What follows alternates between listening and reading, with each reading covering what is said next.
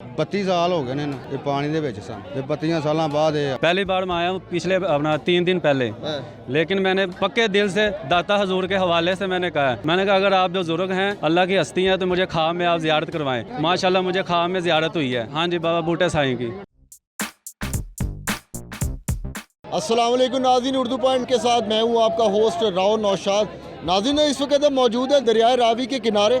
ये गांव ऐसे शादेवाल भी कहा जा सकता है। इस वक्त आप देख रहे हैं कि आपको एक मज़ार नज़र आ रहा है। यहाँ पे अभी कुछ दिनों पहले एक दरबार यहाँ से मज़ार जो है वो पानी के अंदर से निकला है और लोग जो है यहाँ पे जोक दर जोक नज़र आ रहे हैं, इधर आ रहे हैं। आप देख सकते हैं कि यहाँ पे लोगों का जम्मे गफ़ीर लगा हुआ है और लोग जो है बड़ी बड़ी दूर से मुख्तलिफ़ शहरों से ये देखने आ रहे हैं कि ये करिश्मा कैसे हुआ कि दरिया के अंदर से जो है वो मज़ार निकला है। इस वक्त जो यहाँ पे दरबार को जो देख रहे हैं, इस मज़ार को जो संभाल रहे हैं, उनसे हम बात करेंगे कि ये कैसे हुआ, कब हुआ। आइए जानते हैं। अस्सलाम वालेकुम। वालेकुम सलाम। अच्छा ये बताइएगा कि ये कितने दिनों पहले जो है ये मज़ार जो है बरामद हुआ?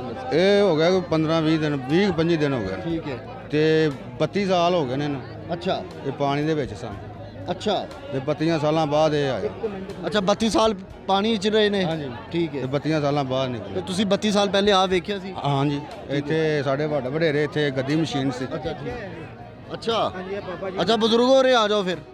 ਬਜ਼ੁਰਗੋ ਕੀ ਵੇਖਿਆ ਇੱਥੇ?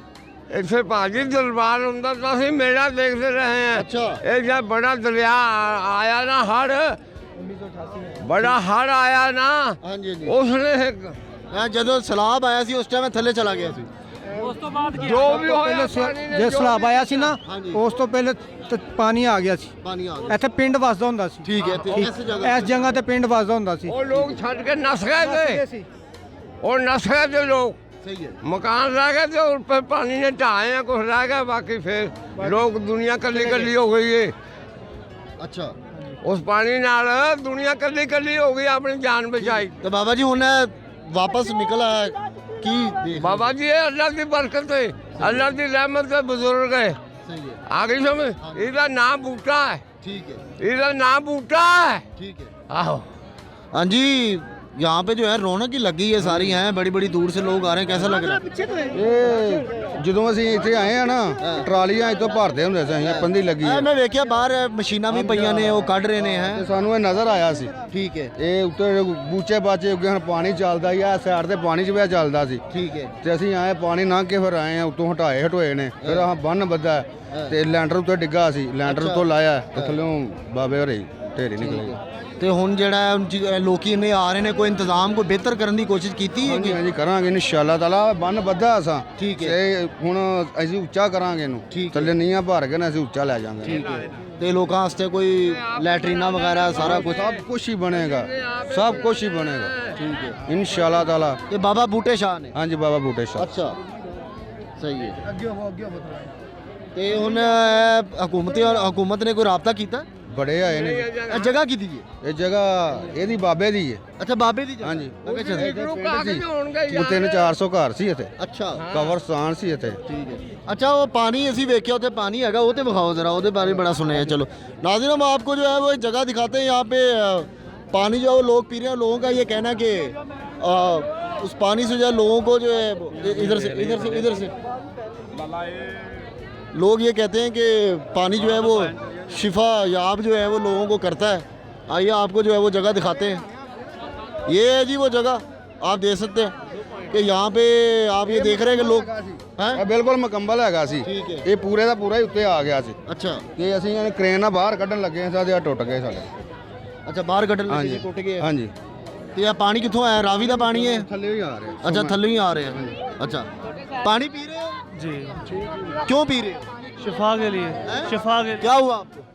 मसला थोड़ा सा क्या मसला है? सेहत के लिए सोफा। नहीं तो ये पानी वहाँ जमीन से निकल रहा, आप समझते हैं साफ है? खाला जी तुसी पीता पानी? हाँ जी। ठीक है, मजा आ रहा है पानी पीने? वाह जी, भर के जाके जा रहे हैं। ये देखिए नाज़रीन, आप देख सकते हैं लोग जो है वो, ये लोगों का यकीन है कि ये जो पानी है ये पी के जो है वो सेहत याब हो जाएंगे। खत्म नहीं हो रहा। अच्छा नीचे से निकल। देखो जी, खत्म नहीं हो रहा? जी, आपने पिया? हाँ जी पिया है। कैसा जायका है? अच्छा है ये, लेकिन साफ है। साफ है। साफ है दरिया का पानी वैसे भी साफ ही होता हाँ है। जी, साफ ही होता है। चलता पानी ऐसे रुकिया नहीं? नहीं, फिर भी हैगा तो दरिया ही है। अच्छा रुकिया नहीं है, बिल्कुल सही जा रहा है पानी। आजा इधर है, हम लाहौर से हैं, हमें बहुत मज़ा आ रहा है यहाँ पे एंजॉय करने का, फिरने टुरने का। कैसा लगा कि अचानक दरबार निकला है? नहीं, बहुत अच्छा लगा हमें। बहुत, हम कहीं दूर तक हम दरबार के लिए ज़ियारत करने के लिए जाते हैं, हमारे पास निकला है, हम इसलिए आए हैं। अच्छा। हम कोट अब्दुल मालिक से आए हैं, हमें बहुत अच्छा लगा। अच्छा ये बताएं, आपको कैसे पता चला था? हमें मोहल्ले वालों ने बताया था, दोस्तों ने, चाहिए जो यहाँ के रहायशियाँ रहने वाले। पानी पिया? जी पिया। अच्छा, कैसा लगा पानी? अच्छा लगा। जी नाज़रीन, आप जो है वो सुन रहे हैं यहाँ पे। नाज़रीन, इस वक्त हमारे साथ एक और साहब मौजूद है जिनका ये कहना है कि ये बाबा जी जो है वो उनके ख्वाब में भी आए हैं और उनसे जानते हैं कि कैसे जो वाक़या हुआ। माशाल्लाह मुझे पहले यकीन नहीं था आ रहा, सीधी बात है, मैंने दुआ भी नहीं हाथ उठा के की।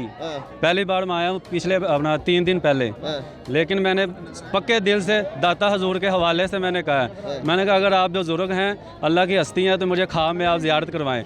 माशाल्लाह मुझे ख्वाब में ज़ियारत हुई है। ये बाबा बूटे? हाँ जी, बाबा बूटे साईं की। अच्छा। मुझे ज़ियारत हुई है। दरमियाना कद है माशाल्लाह, छोटी सी दाढ़ी है और हसीन चेहरा है।